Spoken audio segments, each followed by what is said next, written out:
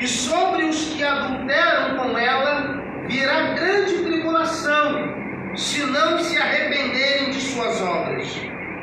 E ferirei de morte a seus filhos, e todas as igrejas saberão que eu sou aquele que sonda as mentes e os corações, e darei a cada um de vós segundo as vossas obras. Mas eu vos digo a vós e aos restantes que estão em Tiatira, e a todos quantos não têm esta doutrina e não conheceram, como dizem, as profundezas de Satanás, que outra carga vos não porei. Mas o que tendes, retende-o até que eu venha. E ao que vencer e guardar até ao fim as minhas obras, eu lhe darei poder sobre as nações, e com vara de ferro as regerá, e serão quebradas como vasos de oleiro, como também recebi de meu Pai. Dar-lhe-ei a estrela da manhã.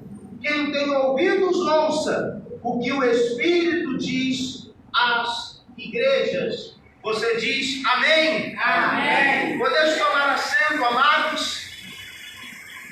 Preste agora toda a atenção. Nós estamos numa sequência de ensinos e estamos tratando sobre as 7 igrejas da Ásia. Já falamos sobre a igreja de Éfeso, já falamos sobre a igreja de Esmirna, já falamos sobre a igreja de Pérgamo, e hoje vamos falar sobre a igreja de Tiatira. Igrejas essas que dentro do Apocalipse representam uma fase histórica da Igreja de Cristo desde a sua fundação. Igrejas essas que representam vários tipos de cristãos ao longo da história. Cristãos perseverantes, cristãos que sofrem perseguições, cristãos que estão dentro da igreja, mas estão oscilantes na sua fé. E a carta, ou melhor, as 7 igrejas do Apocalipse vão revelar a estrutura espiritual de cada crente e de cada igreja. A carta que nós temos hoje, a carta à igreja de Tiatira, esta igreja é a igreja que tinha uma falsa profetisa e representa uma fase da igreja que começa no século 6. Quando nós falamos século 6, entenda, por volta do ano 500. Um período em que a igreja já está afastando-se da doutrina dos apóstolos, porque, como todos sabem, o último a morrer foi o apóstolo João. É o único apóstolo que morre de morte natural. Ele fora encerrado na ilha de Patmos por causa da perseguição que o imperador Diocleciano levanta sobre o Império de Roma, sobre os cristãos que habitavam no Império de Roma. Mas a história vai dizer que João, no auge da perseguição aos cristãos, é jogado num tacho de azeite fervente, mas ele não morre.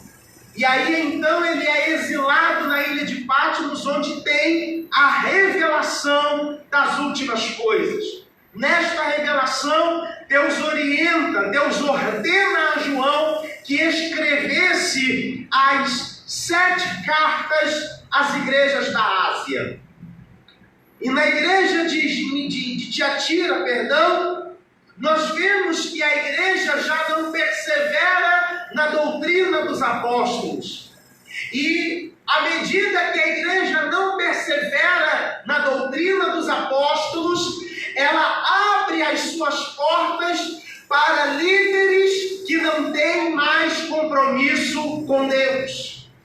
À medida que a igreja não persevera mais no ensino da palavra de Deus, ela abre precedentes para falsas lideranças, para líderes que não têm compromisso algum com o tratado da palavra de Deus.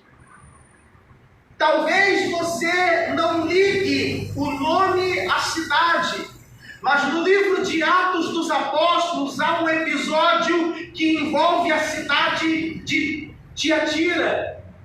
No livro de Atos, capítulo 16, a Bíblia diz que havia uma senhora que habitava na cidade de Tiatira, por nome Lídia. Ela era vendedora de púrpura, um pano roxo que foi tingido de púrpura. Tiatira era o centro de uma indústria de tingimento, e muitos dos primeiros cristãos lá estavam no negócio de tingimento. Era uma fonte grande de lucro, e Lídia trabalhava com isso. E quando Paulo entra na cidade de Tiatira, ele prega o nome de Jesus, e esta senhora, por nome Lídia, recebe a fé e passa a servir ao Senhor Jesus. Mas o texto que nós lemos, queridos, faz menção de uma mulher que habitava, que estava no seio da igreja. Entenda uma coisa, amados, quando a igreja ela se desvia dos padrões da palavra de Deus, ela abre as suas portas para aquilo que nós chamamos de falsas doutrinas.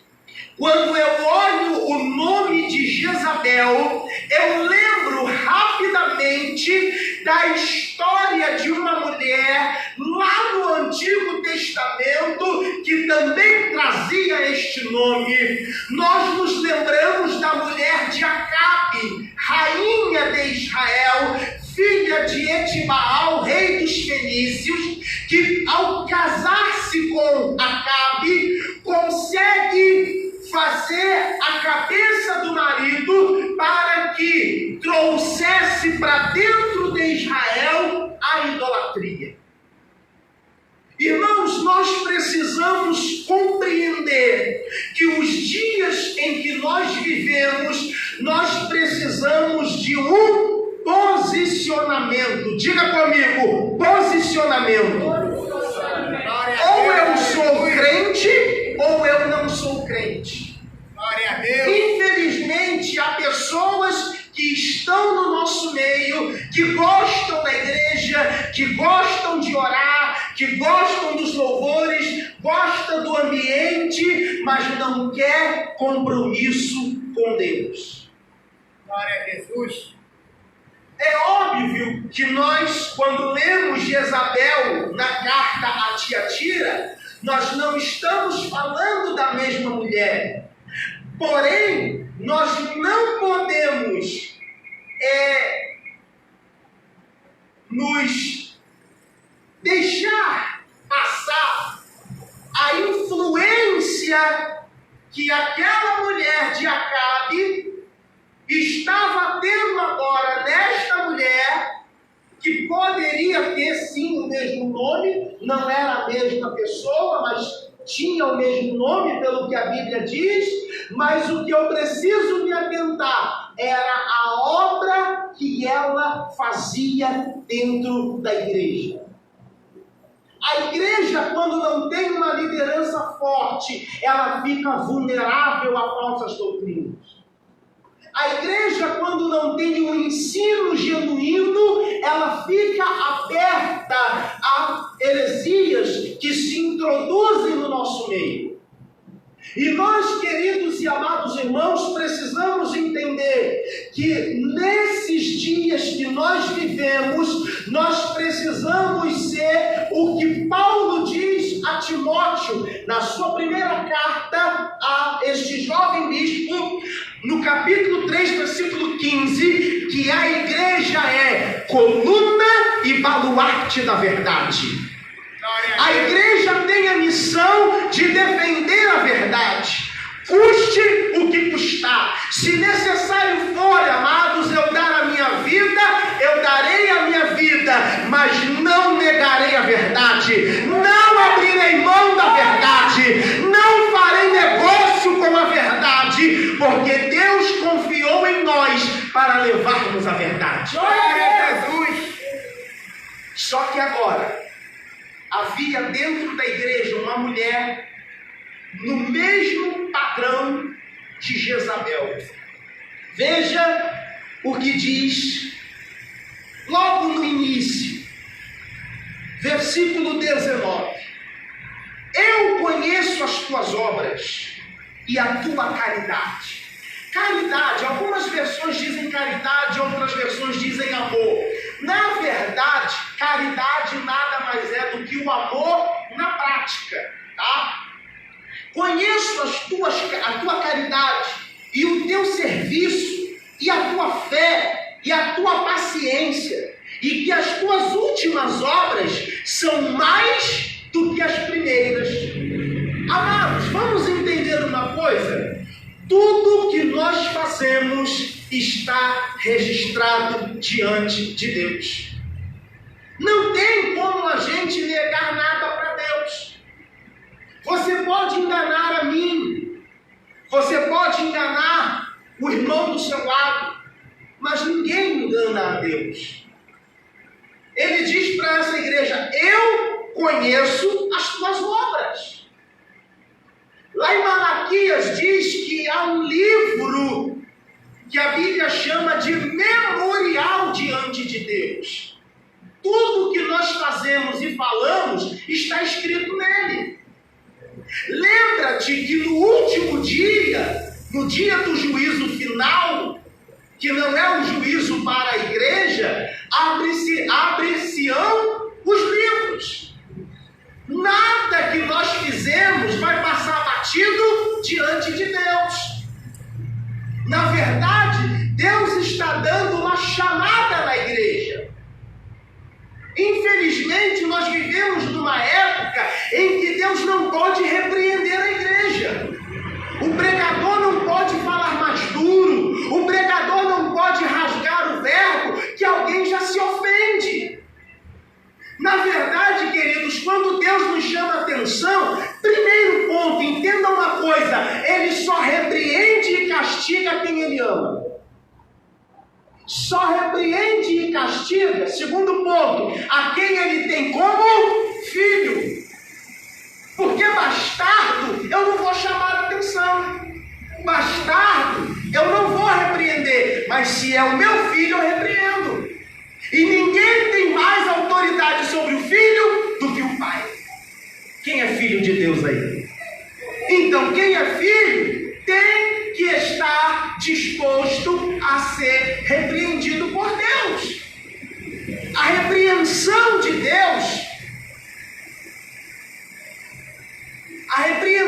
Deus, não vem pela talvez forma grossa que o ministro passa a mensagem, mas ela vem diretamente da própria palavra. Veja que primeiro, sempre, tirando duas igrejas que não tem nenhum defeito ressaltado, a maioria delas, o Senhor primeiro fala dos defeitos. Infelizmente, eu estava falando hoje na escola dominical sobre a igreja acolhedora, e ninguém, queridos, ninguém se conserta se não estiver disposto a se olhar no espelho, porque isso dói, isso corta na carne. Ninguém gosta de ouvir que está errando, ninguém. Mas quando eu ouço que eu sou errado, que eu estou errando, eu tenho a condição de me consertar. Então Deus está sempre falando primeiro, chamando a atenção para os erros. E quando Ele diz, eu conheço as tuas obras, Ele está dizendo, nada passa batido diante de mim. Glória a Jesus, glória a Deus. Ela tinha uma vantagem, essa igreja tinha uma vantagem.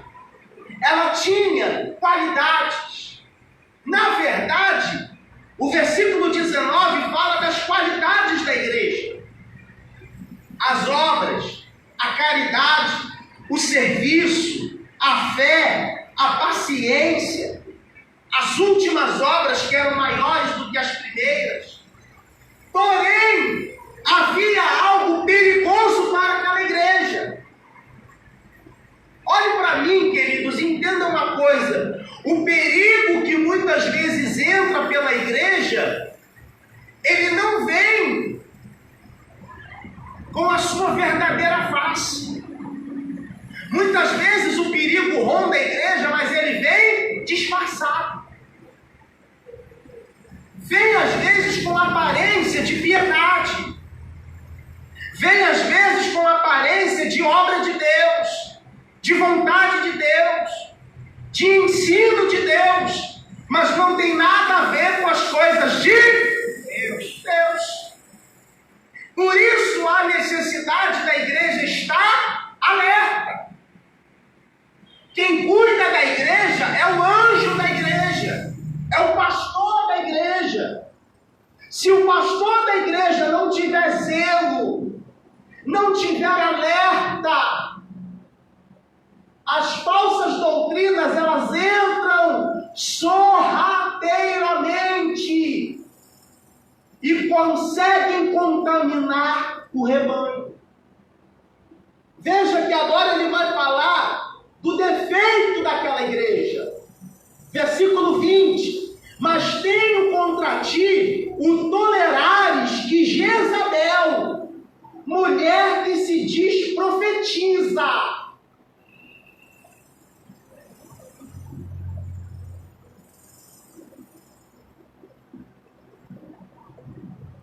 não tem também um monte de gente por aí se dizendo profeta? Profetiza? O problema, eu digo sempre isso aqui, não é o que você diz, é o que você faz. A sua conduta, o seu comportamento fala mais do que as suas palavras. A aparência é boa, aparência de profetiza. Ela tem uma boa lábia, ela tem uma fala doce. Mas, na verdade, a intenção desta mulher era enganar. Veja o que ela fazia na igreja de Tiatira. Mulher que se diz profetiza, ensine e engane os meus servos.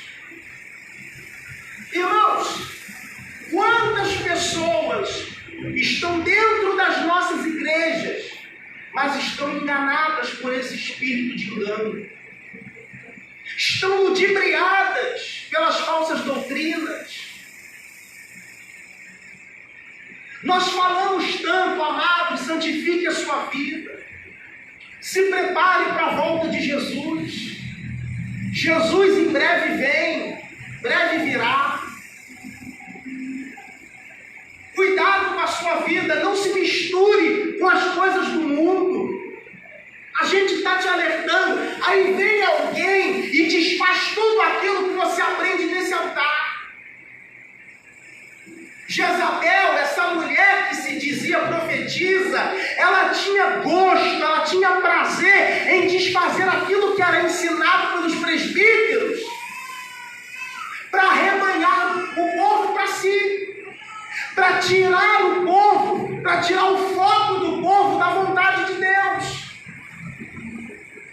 Veja o que ela fazia, ó.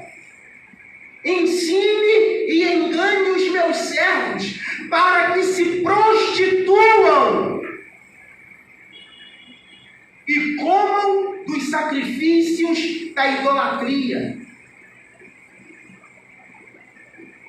Ou seja, enquanto o líder, o presbítero, o bispo estava dizendo, irmãos, santifique a sua vida, foge da prostituição, foge da imoralidade sexual. Aquela mulher dizia, vamos embora, pode se lamear.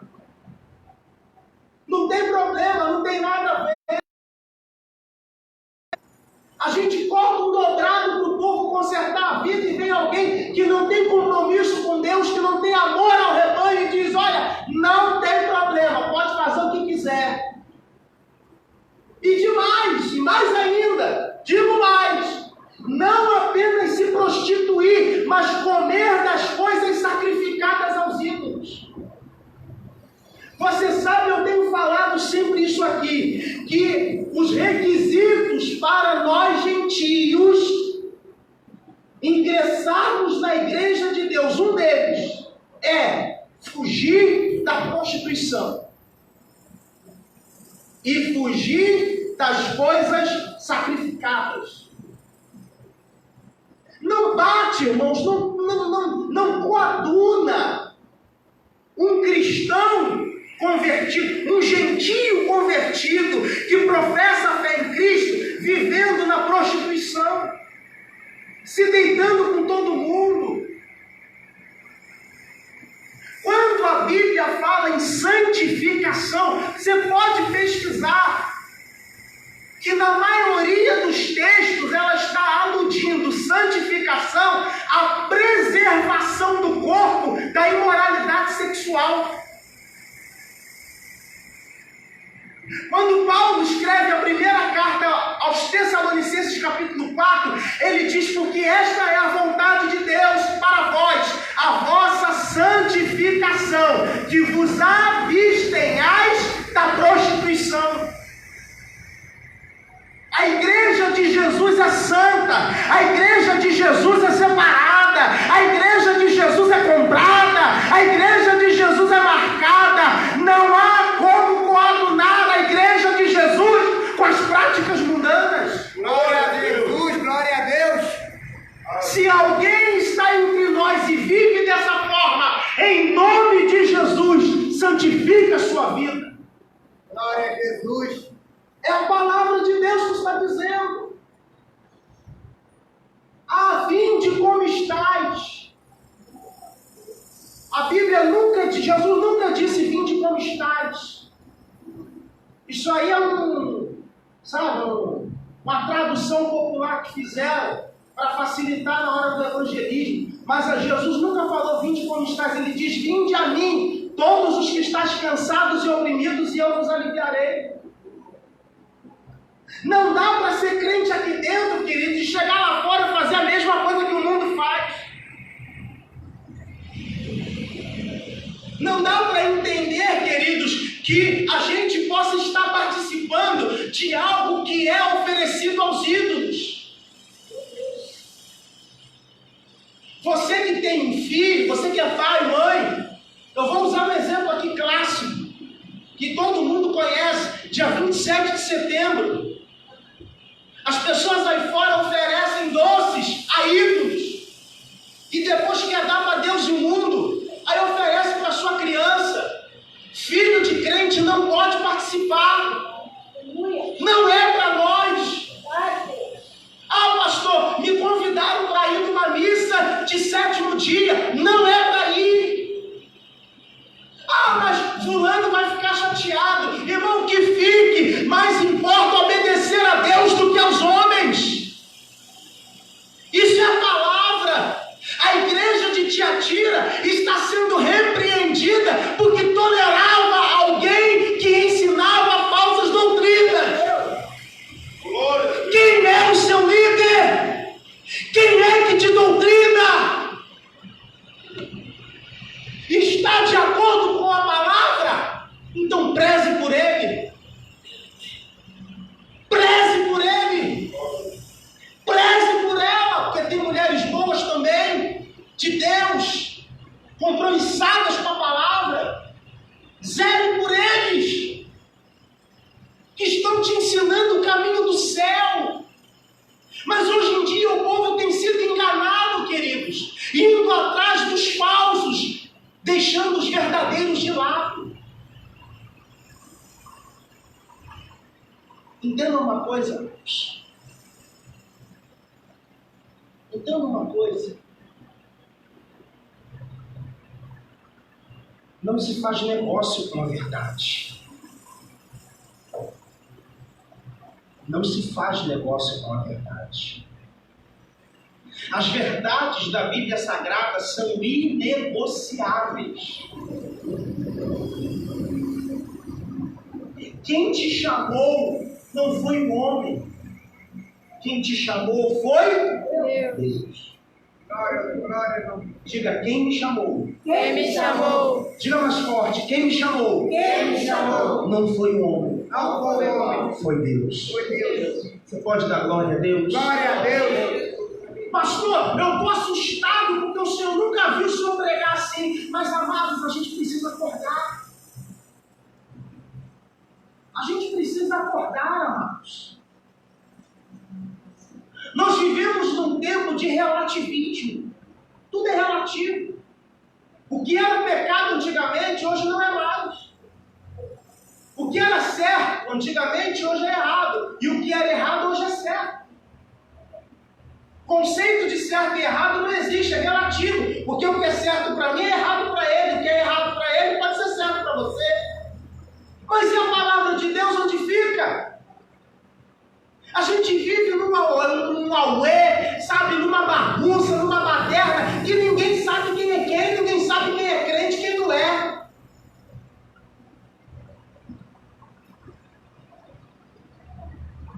E isso inclui tudo, irmãos. Isso inclui tudo. A forma como você fala, a forma como você age, a forma como você veste, a forma como você lida com os problemas. Tudo isso é um conjunto de fatores. Vão dizer quem você é. Infelizmente, amados, nós temos em nosso meio pessoas que gostam muito mais de dar ouvidos a profetas, a líderes, do que propriamente a palavra de Deus. Veja aqui, ó, para que se prostituam e comam dos sacrifícios da idolatria, e dê-lhe tempo para que se arrependesse da sua. Irmãos, entenda aqui uma coisa, eu vou abranger. Prostituição aqui não é só pecados de área sexual, não. Pode haver também a prostituição espiritual. Sabia disso? O que é a prostituição espiritual? Vou lhe dar um exemplo clássico. Israel. Ora, servia a Deus. Quando tinha as maravilhas de Deus, Israel era crente. Quando recebia aquela chamada dura, Israel era crente. É tipicamente a gente. Quando a coisa fica preta do nosso lado, a gente é crente. A coisa melhora, a gente afrouxa. Quando Israel via que o negócio estava legal, top, 100%, Israel saía, ia seguir os deuses falsos. Baal, Ista, Azera. Estava lá. Aí quando caía de novo no aperto, se voltava para Deus. Só o Senhor é Deus, só o Senhor é Deus. Então ficava oscilando. A prostituição espiritual é essa. A pessoa está aqui, ela sabe quem é Deus, ela conhece Deus, ela tem a palavra de Deus, e enquanto a coisa está boa para o lado dela, ela é crente. O calo aperta para ela, ela vai embora. Aí ela está no espiritismo, ela está no catolicismo, ela está seguindo deuses estranhos, está praticando coisas contrárias à palavra. Isso é prostituição espiritual. Por isso eu falei no início, logo assim que começamos a mensagem, nós precisamos de um posicionamento.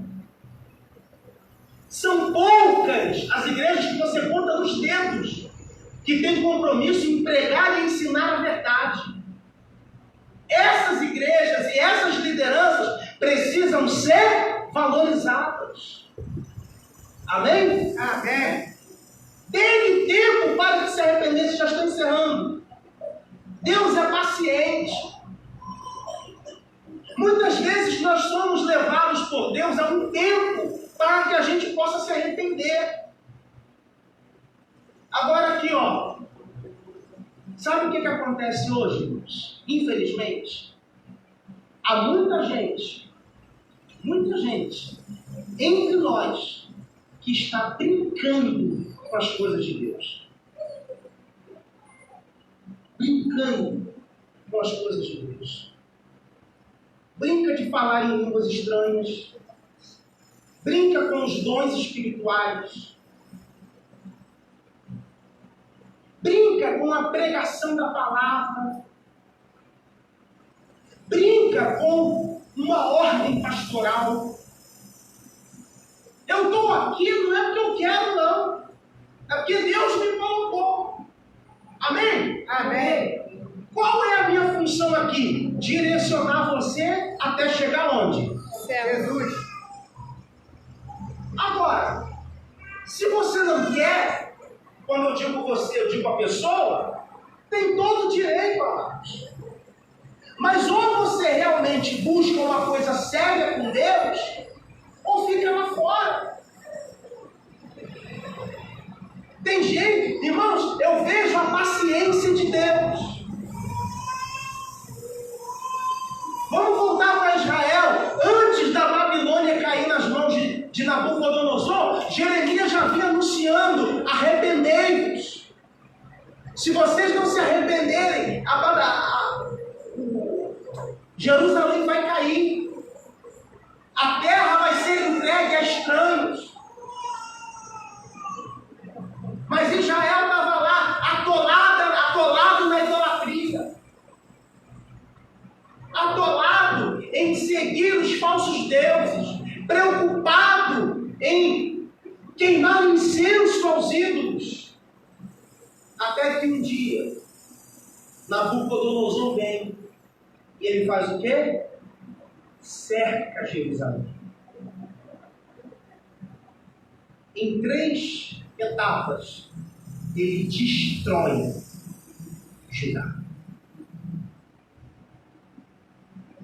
Só que Deus é paciente. Mas tem gente que parece que gosta de testar a paciência de Deus. Ou Deus gosta de dar corda. Olha só, eu tinha uma versão a esse termo. Ah, Deus vai colocar no leito. Mas eu li isso aqui agora. Teve tempo para que se arrependesse da sua prostituição e não se arrependeu. Eis que a porei numa cama. Tem gente na igreja que está doente e não sabe por quê. É desobediência. A gente pode orar toda a vida, não vai ser curada. A cura vem pelo arrependimento. Então nós precisamos entender, queridos, que com as coisas de Deus não se Brinca. Eu sei que de repente não era a palavra que você queria, mas é o que nós precisamos, amados. A igreja precisa, acordar. Diga eu. Mais forte. Diga eu. Preciso acordar. Acorde enquanto é tempo.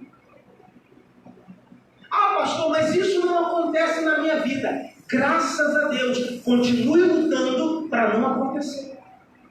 Porque Paulo diz aos Coríntios: aquele que cuida está de pé, aquele que ora está em pé, cuide para que não. Então, para a gente finalizarmos, e sobre os que adulteram com ela, virá grande tribulação, se não se arrependerem das suas obras. O tempo que nós vivemos, amados, o tempo que nós vivemos é o tempo de nós anunciarmos o arrependimento. Sabe o que nós vemos hoje? E a gente às vezes não consegue compreender certas coisas que acontecem dentro da igreja. É muito remorso e pouco arrependimento. O remorso, ele vai te corroer. mas não vai fazer você mudar de vida. O que levou Judas ao enforcamento não foi o arrependimento. Porque se ele buscasse o arrependimento, ele encontraria. O que levou Judas a se enforcar foi o remorso. O remorso, ele é quase igual ao arrependimento. Quase igual. Mas o remorso não trata você. O remorso não te dá chance de um recomeço. Nessa igreja, Deus estava dando tempo para que o povo se arrependesse. Quem deveria se arrepender? Aqueles que foram atrás da falsa profetisa. Aqueles, eu vou abrir o verbo aqui para você, descer mais um nível para você entender. Aqueles que gostam de movimentos. Surgiu um novo movimento, corre todo mundo para lá. E deixa o ensino da palavra. Porque onde há movimento, não há ensino da palavra. Onde você vê que a multidão está concorrendo, nem sempre quer dizer que Jesus esteja ali. Então nós precisamos ter olhos apurados para compreender o que acontece à nossa volta. Há muita gente deixando igrejas sérias, comprometidas com o ensino da palavra, para se irem atrás, para correrem atrás de movimentos. Movimentos esses que quando você tiver um problema, uma tempestade espiritual, uma dificuldade, não vão te dar base espiritual para vencer. Vou atrás lá, mulher de Deus, você não conhece nem a vida da pessoa.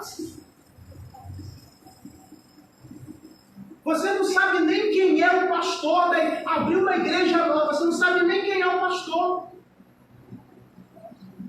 O cara, às vezes, ali abriu a igreja, largou 3 mulheres lá, não sei onde estava, ficou com a 4, chegou aqui e abriu uma igreja. Mas aí o povo não conhece, vai todo mundo atrás. Daqui a pouco ele larga a 4, pega uma 5ª, a igreja fecha, fica todo mundo disperso. Por quê? Porque está atrás de movimento. Está atrás de coisas mirabolantes. Não, porque ali revela, porque ali tem profecia, porque ali tem isso, ali tem aquilo, aqui não tem nada, eu vou para ali. Pode ir. Daqui a pouco você volta. Sabe por quê? Porque onde não há palavra, não há substância espiritual. Onde não há palavra, não se há como vencer as tribulações. Onde não há palavra, querido, o povo está perecendo. O povo está perecendo. Então nós precisamos, amados, por favor, diaconisa, nós precisamos compreender que o que vai dar sustentação para a nossa fé se manter viva, se manter firme e a gente não sair da presença de Deus é a palavra. Diga palavra. Diga glória a Deus. Você pode aplaudir ao Senhor? É palavra.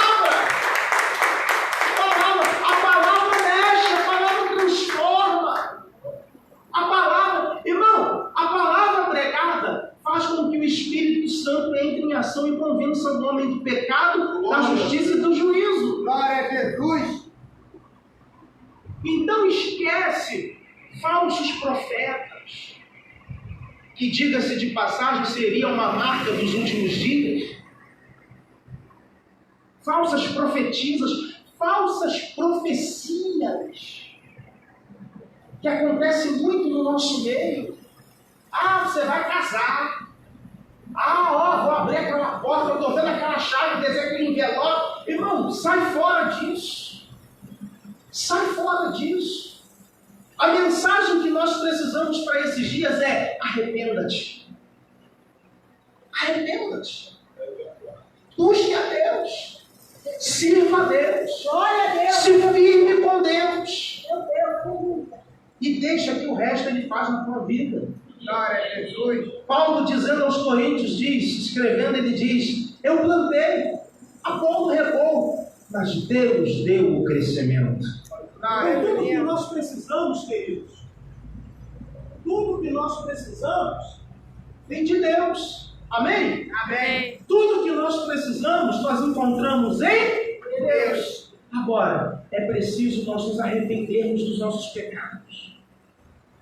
Nos arrependermos das coisas erradas que fazemos.